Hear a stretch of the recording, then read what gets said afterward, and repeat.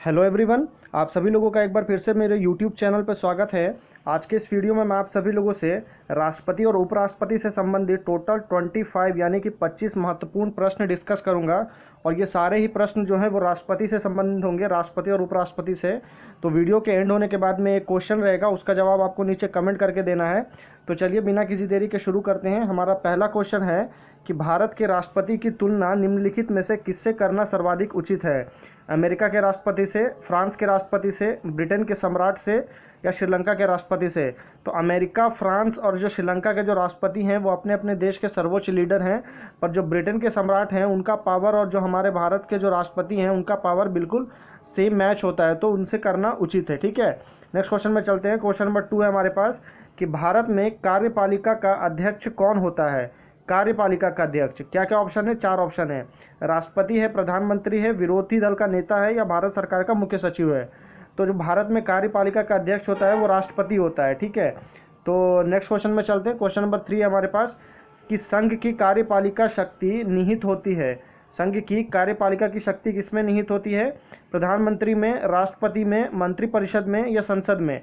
तो संघ की कार्यपालिका की जो शक्ति होती है वो राष्ट्रपति में निहित होती है। क्योंकि ये वीडियो में सारे क्वेश्चन आपको राष्ट्रपति से संबंधित है, तो अभी आप इस वीडियो में तो इसका करेक्ट आंसर आप गेस कर सकते हैं, पर कभी कभी क्या होता है कि इस टाइप का क्वेश्चन नहीं मिलता है, आपको पहले पता नहीं होता है कि सारा क्वेश्चन राष्ट्रपति से संबंधित है, तो उस समय में आमतौर पर लोग प्रधानमंत्री करके आ जाते हैं। तो इसलिए आपको ये सोच के चलना है, उसी हिसाब से आप क्वेश्चन को अटेंड करेंगे। ठीक है, नेक्स्ट क्वेश्चन में चलते हैं। क्वेश्चन नंबर 4 है हमारे पास कि भारत का राष्ट्रपति क्या है? राज्य का प्रधान है या राज्य का प्रधान नहीं है? केवल सरकार का प्रधान है या राज्य और सरकार दोनों का प्रधान है? तो जो भारत का राष्ट्रपति होता है वो केवल और राज्य का प्रधान होता है, राज्य का प्रधान। नेक्स्ट क्वेश्चन में चलते हैं। क्वेश्चन नंबर 5 है कि भारतीय संविधान के अनुसार देश का प्रथम नागरिक कौन होता है? ये सबसे ईजी क्वेश्चन है, मुझे लगता है इसका आंसर आपको पहले से पता होगा। राष्ट्रपति, लोकसभा अध्यक्ष, उपराष्ट्रपति या प्रधानमंत्री? तो देश का प्रथम नागरिक कौन होता है? वो होता है राष्ट्रपति। ठीक है, नेक्स्ट क्वेश्चन में चलते हैं। क्वेश्चन नंबर 6 है कि भारतीय संविधान के अनुसार संघ की कार्यपालिका शक्तियां किसमें निहित होती है? तो ये शायद ये क्वेश्चन रिपीट हो गया है। क्या क्या ऑप्शन है? प्रधानमंत्री, राष्ट्रपति, संसद, मंत्रिपरिषद। तो कार्यपालिका शक्ति किसमें निहित होती है? वो होती है राष्ट्रपति में। ठीक है, संघ की कार्यपालिका शक्ति। क्वेश्चन नंबर 7 में चलते हैं कि भारतीय संविधान के अनुसार देश की तीनों सेनाओं का अध्यक्ष यानी कि सुप्रीम कमांडर कौन होता है? राष्ट्रपति, उपराष्ट्रपति, थल सेना अध्यक्ष या फील्ड मार्शल? तो जो राष्ट्रपति होता है वो तीनों सेनाओं का सर्वोच्च अध्यक्ष यानी कि सुप्रीम कमांडर होता है। क्वेश्चन नंबर 8 पे चलते हैं कि भारत का राष्ट्रपति होता है वो क्या होता है? भारत का वास्तविक शासक है, राज्य का संवैधानिक अध्यक्ष है, राज्य और सरकार का अध्यक्ष है या बहुमत दल का नेता है? तो जो भारत का राष्ट्रपति होता है वो राज्य का संवैधानिक अध्यक्ष होता है। ठीक है, भारत का जो वास्तविक शासक जिसको बोलते हैं वो प्रधानमंत्री को बोलते हैं। ठीक है, नेक्स्ट क्वेश्चन में चलते हैं। क्वेश्चन नंबर 9 है कि भारतीय सशस्त्र सेनाओं का सर्वोच्च कमांडर कौन होता है? ये सर्वोच्च कमांडर या सुप्रीम लीडर जिसको बोलते हैं, तो 4 ऑप्शन है। राष्ट्रपति, प्रधानमंत्री, रक्षा मंत्री या सबसे लंबे समय तक सेवारत सेना अध्यक्ष? तो ये होता है राष्ट्रपति। राष्ट्रपति को ही सशस्त्र सेना या तीनों सेनाओं का अध्यक्ष बोलते हैं। क्वेश्चन घुमा घुमा के पूछता है। नेक्स्ट क्वेश्चन में चलते हैं। क्वेश्चन नंबर 10 है हमारे पास। क्या है क्वेश्चन कि भारत के राष्ट्रपति के लिए आवश्यक योग्यता नहीं है? क्या योग्यता नहीं है पूछ रहा है। पहला ऑप्शन क्या है? वह भारत का नागरिक हो, ये बिल्कुल योग्यता में है।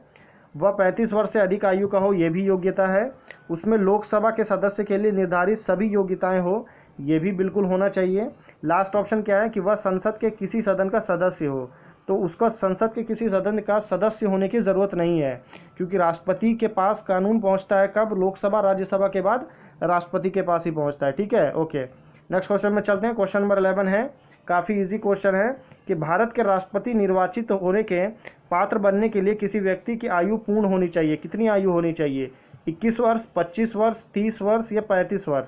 तो उसकी आयु कितनी होनी चाहिए? 35 वर्ष। ठीक है, 25 वर्ष जो है वो लोकसभा के लिए यानी कि प्रधानमंत्री के लिए 25 वर्ष है, और 35 वर्ष जो है आपका वो राष्ट्रपति के निर्वाचन के लिए। नेक्स्ट क्वेश्चन में चलते हैं। क्वेश्चन नंबर 12 है कि राष्ट्रपति पद के उम्मीदवार के लिए अधिकतम आयु कितनी होनी चाहिए? 65 वर्ष, 70 वर्ष, 75 वर्ष या कोई आयु सीमा नहीं है? तो जो अधिकतम आयु के लिए संबंधित कोई भी संविधान में इसको लेकर के वर्णन नहीं है, इसके लिए कोई आयु की सीमा नहीं निर्धारित की गई है। ठीक है, नेक्स्ट क्वेश्चन में चलते हैं। क्वेश्चन नंबर 13 है कि एक व्यक्ति राष्ट्रपति पद के लिए अधिकतम कितनी बार निर्वाचित हो सकता है? 2 बार, 3 बार, 4 बार या कोई सीमा नहीं है।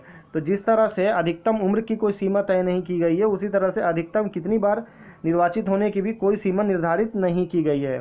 ठीक है, नेक्स्ट क्वेश्चन में चलते हैं। क्वेश्चन नंबर 14 है कि राष्ट्रपति का निर्वाचन किस प्रकार से होता है? प्रत्यक्ष रूप से, अप्रत्यक्ष रूप से, मनोनयन द्वारा या कोई स्पष्ट प्रावधान नहीं है।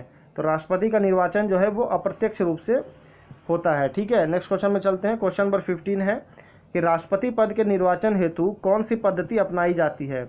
सूची पद्धति, संचयी मत पद्धति या सापेक्ष बहुमत पद्धति या समानुपातिक प्रतिनिधित्व एवं एकल संक्रमणीय पद पद्धति? तो ये निर्धारित होती है समानुपातिक प्रतिनिधित्व एवं एकल संक्रमणीय मत के द्वारा राष्ट्रपति पद का चुनाव होता है। ठीक है, क्वेश्चन नंबर 16 में चलते हैं। हमारे पास क्वेश्चन नंबर 16 क्या है कि राष्ट्रपति पद के चुनाव संबंधी विवाद, यानी कि अगर राष्ट्रपति का इलेक्शन होता है उस समय कुछ विवाद उत्पन्न हो जाता है, उसको किसे निर्देशित या कोई उसको सुलझाने का काम कौन करता है? संसदीय समिति, लोकसभा अध्यक्ष, निर्वाचन आयोग या उच्चतम न्यायालय? तो राष्ट्रपति पद के चुनाव संबंधी किसी भी विवाद को उच्चतम न्यायालय ही देखता है। ठीक है, तो इसका option number D is the right answer. Question number 17 पे चलते हैं कि राष्ट्रपति के चुनाव के लिए प्रस्तावक एवं अनुमोदकों की कम से कम कितनी संख्या होनी चाहिए? 10-10, 20-20, 50-50, 100-100? तो और प्रस्तावक एवं अनुमोदकों की कम से कम संख्या होनी चाहिए 50-50। ठीक है, नेक्स्ट क्वेश्चन में चलते हैं। क्वेश्चन नंबर 18 है कि भारत का राष्ट्रपति निर्वाचन होने के लिए निम्नलिखित में से कौन सी बात अयोग्यता मानी जाती है? क्या भारत का नागरिक हो, 35 वर्ष की आयु पूर्ण कर चुका हो, लोकसभा का सदस्य निर्वाचित होने के लिए आहित हो या कोई लाभ का पद ग्रहण किए हुए हो? तो इसमें ऑप्शन नंबर डी जो है वो अयोग्यता मानी जाती है। ये अगर है उसके अंदर तो वो अयोग्य है। कोई लाभ का पद अगर ग्रहण किए हुए है तो वो भारत का राष्ट्रपति के लिए अयोग्य है। ठीक है, नेक्स्ट क्वेश्चन में चलते हैं। क्वेश्चन नंबर 19 है कि भारत में राष्ट्रपति का चुनाव किया जाता है प्रत्यक्ष निर्वाचन के द्वारा, एकल हस्तांतरण मत पद्धति के द्वारा, अनुपातिक मत प्रणाली द्वारा या खुला बैलेट प्रणाली द्वारा? तो एकल हस्तांतरण मत पद्धति के द्वारा भारत में राष्ट्रपति का चुनाव किया जाता है। क्वेश्चन नंबर 20 पे चलते हैं कि राष्ट्रपति पद का चुनाव संचालित किया जाता है। कौन राष्ट्रपति पद का चुनाव कौन संचालित करता है? लोकसभा अध्यक्ष, प्रधानमंत्री, निर्वाचन आयोग या संसदीय मामलों के मंत्री? तो राष्ट्रपति पद का चुनाव जो है वो निर्वाचन आयोग निर्धारित करता है। ठीक है, नेक्स्ट क्वेश्चन में चलते हैं। क्वेश्चन नंबर 21 क्या है? 21 के संविधान के उल्लंघन के लिए राष्ट्रपति के विरुद्ध अभियोग कार्यवाही किसमें शुरू की जाती है? अभियोग या जिसे हम महाभियोग बोलते हैं वो कहाँ पर की जाती है? लोकसभा में, राज्यसभा में या संसद के किसी भी सदन में या उच्चतम न्यायालय में? संसद के किसी भी सदन से तात्पर्य ये है कि वो लोकसभा भी हो सकता है और वो राज्यसभा भी हो सकता है। तो इसका राइट आंसर जो है वो संसद के किसी भी सदन में महाभियोग कार्यवाही शुरू की जा सकती है राष्ट्रपति के विरोध में। क्वेश्चन नंबर 22 में चलते हैं कि राष्ट्रपति को हटाया जा सकता है। राष्ट्रपति को अगर हटाना है तो वो कैसे हटा सकते हैं? अविश्वास प्रस्ताव लाकर, संविधान संशोधन से, कानूनी कार्यवाही से या महाभियोग द्वारा? तो राष्ट्रपति को हटाया जा सकता है महाभियोग के द्वारा। महाभियोग की प्रक्रिया से पास होना पड़ता है राष्ट्रपति को। अगर वो पास नहीं होता है तो वो राष्ट्रपति को अपने पद से त्यागपत्र देना पड़ता है। नेक्स्ट क्वेश्चन में चलते हैं। क्वेश्चन नंबर 23 क्या है कि राष्ट्रपति पर महाभियोग किस आधार पर लगाया जा सकता है? किसी भी आधार पर, संविधान के अतिक्रमण करने पर, राज्य विधानसभा को भंग करने पर या उपराष्ट्रपति को राष्ट्रपति बनाने पर? अगर संसद के किसी भी सदस्य को ऐसा लगता है कि राष्ट्रपति जो है वो संविधान का अतिक्रमण कर रहा है या संविधान के अकॉर्डिंग काम नहीं कर रहा है तो वो उसके विरुद्ध में संसद के किसी भी सदन में महाभियोग को ला सकता है। ठीक है, नेक्स्ट क्वेश्चन में चलते हैं। क्वेश्चन नंबर 24 है कि राष्ट्रपति पर महाभियोग की प्रक्रिया किस देश के संविधान से ली गई है? अमेरिका से, पूर्व सोवियत संघ से, जापान से या आयरलैंड से? तो राष्ट्रपति पर महाभियोग की प्रक्रिया जो है वो अमेरिका यानी कि United state of America USA से लिया गया है, यूएसए के संविधान से लिया गया है। नेक्स्ट क्वेश्चन है और हमारा लास्ट क्वेश्चन है क्वेश्चन नंबर 25। क्या है क्वेश्चन कि भारतीय राष्ट्रपति को किस परिस्थिति में अपने पद से त्यागपत्र देना पड़ता है?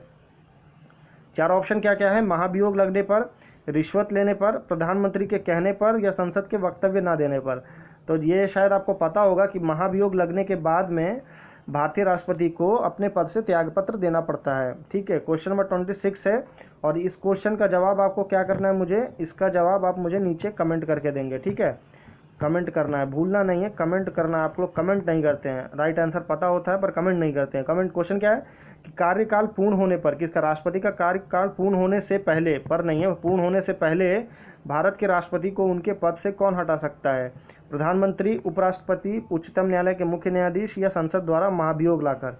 तो इसमें चारों में से कौन सा राइट आंसर होगा, नीचे कमेंट करके बताइए। और अगर वीडियो पसंद आया हो तो वीडियो को लाइक एंड शेयर करिए। फिर मिलते हैं अगले वीडियो में। अगर चैनल को सब्सक्राइब नहीं किया तो सब्सक्राइब कर लीजिए, क्योंकि आगे इसी तरह के इन्फॉर्मेटिव और जीके से संबंधित मैं वीडियोस बनाते रहता हूँ।